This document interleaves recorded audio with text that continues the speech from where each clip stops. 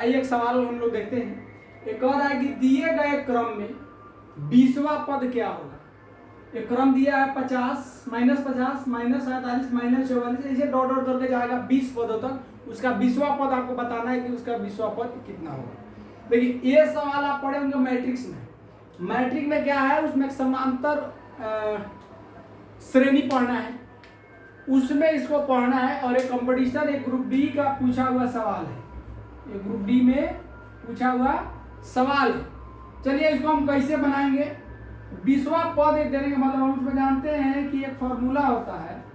कोई भी पद अगर निकालने होगा तो पद निकालने का फॉर्मूला होता है ए प्लस, जिसके ए एन कहते हैं, n-1 गुना डी। ये फॉर्मूला से आप लोग जानते हैं, इस फॉर्मूला को जानते होंगे। और देखिए इसमें ए आपका हो गया -50, जो फर्स्ट वाला पद होता है। डी निकालना है, डी का मतलब होता है सार्वंतर, जिसे टी का मतलब होता है A2 - A1। A2 इसमें कितना है -47, घटाओ A1 कितना है -50। इसको घटाइएगा तो देखिएगा -47 माइनस माइनस प्लस 50 बराबर आ गया 3। कितना है 3।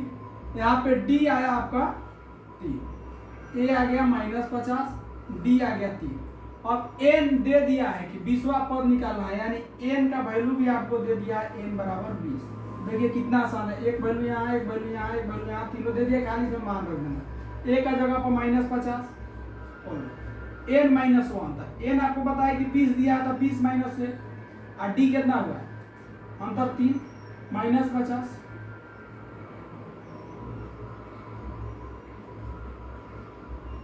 बीस में से एक कम हुआ तो 19 और 19 गुना 3, 19 गुना 3 -50 और 19 दिया 57।